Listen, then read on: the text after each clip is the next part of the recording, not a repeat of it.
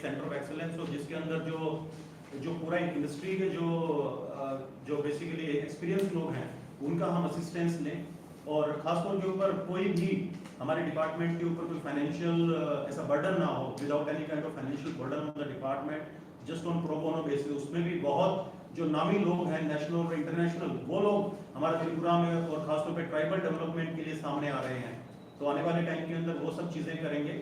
और काफ़ी कुछ जो स्कीम्स हैं, जैसा कि अभी मैम ने भी कहा कि उन स्कीम्स को हम अलाइन करेंगे। और बहुत ज़रूरी होता है कि अगर कोई भी स्कीम है, अगर हम उसको बनाते हैं और आम जन तक अगर उसको पहुंचना है तो सिस्टम क्लीन होना चाहिए, अकाउंटेबिलिटी है। अगर अकाउंटेबिलिटी होगी और एक करप्शन फ्री सिस्टम होगा, जब भी उसका जो बेनिफिट है वो बेनिफिशियरी तक जाता है, अदरवाइज वो नहीं जा पाता। गरीब गरीब होता जाता है, अमीर अमीर होता जाता है।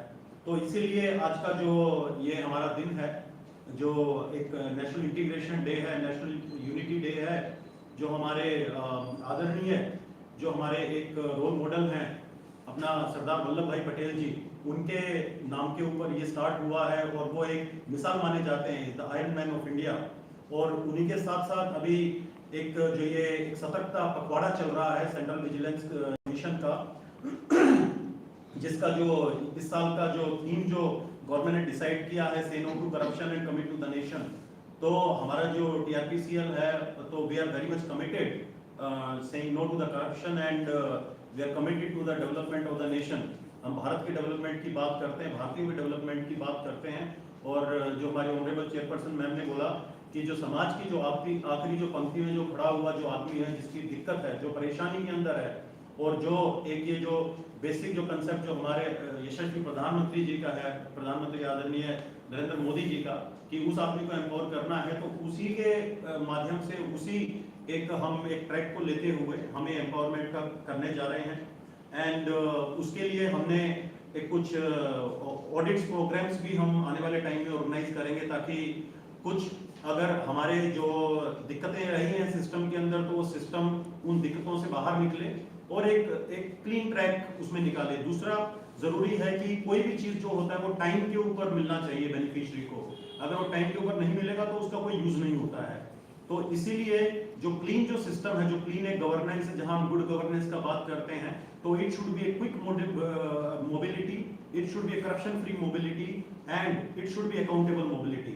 तो वो हमें चीज उनको देना है जनता को। और जो चीजें हम पहले नहीं कर पाए, वो चीजें अभी हम इम्प्लीमेंट कर रहे हैं। और जिससे कि जो बाकी जो कॉर्पोरेशंस वगैरह उनसे भी हमारा बात चल रहा है कि हम सबको अलाइन करके सबको एक साथ जुट करके लेके चलें। खासतौर पे एसटी कॉर्पोरेशन से भी हमारा बात हुआ है, उनको भी हम अपने अलाइन करके चलेंगे, जिससे कि ट्राइबल्स को और ज्यादा बेनिफिट मिले। और जो खासतौर के ऊपर एम्प्लॉयमेंट का और स्किलिंग का बहुत बड़ा प्रॉब्लम है त्रिपुरा के अंदर, तो हम स्किलिंग के ऊपर, एम्प्लॉयबिलिटी के ऊपर की फोकस कर रहे हैं।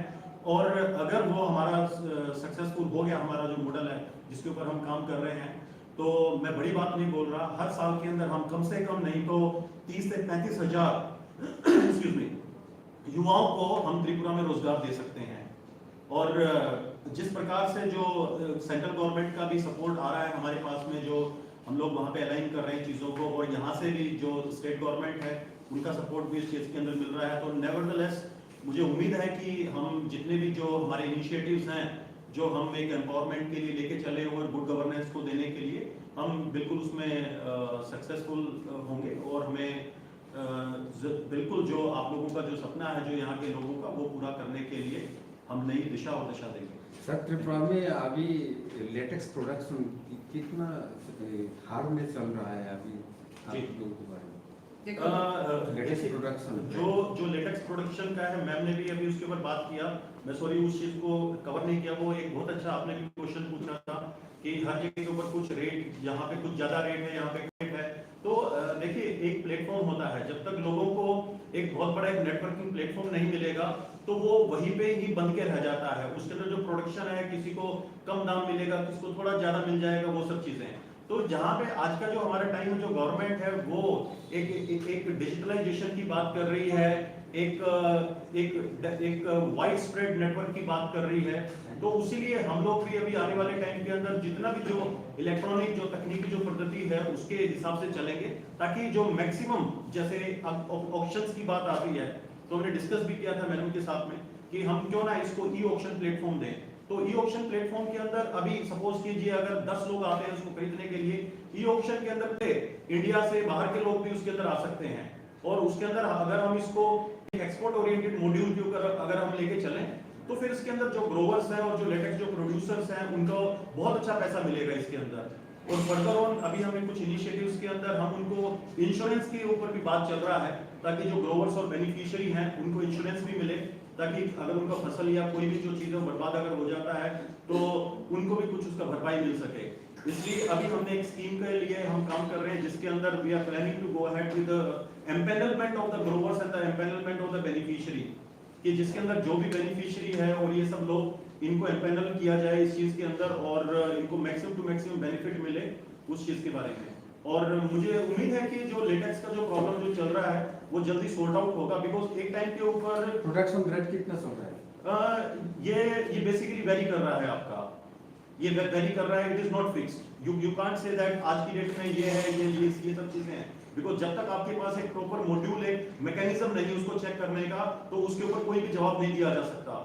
हमारे पास कोई मैकेनिज्म नहीं उस चीज को चेक करने का। Let me be very clear, एक मैकेनिज्म क्रिएट करना पड़ेगा जब चीजों का पता चलेगा। यहाँ पे किसी को नहीं पता कौन सी स्पीशीज के कितने पेड़ हैं, लोगों को नहीं पता कि अकाउंटेबिलिटी के अंदर कितने रबर के पेड़ हैं कितने अगर के पेड़ हैं, डिपार्टमेंट्स को नहीं पता उस चीज का। तो बहुत जरूरी है कि उनका एक जियो टैगिंग एक मैपिंग होना चाहिए जिससे कि हमें रियल प्रोडक्शन का पता चलेगा और रियल प्रोडक्शन के हिसाब से ही जो रेट्स हैं वो तय कर पाएंगे। और हम जब उनको उनका एक इलेक्ट्रॉनाइजेशन या डिजिटलाइजेशन करेंगे तो हमें अच्छा उसके अंदर रेट मिलेगा।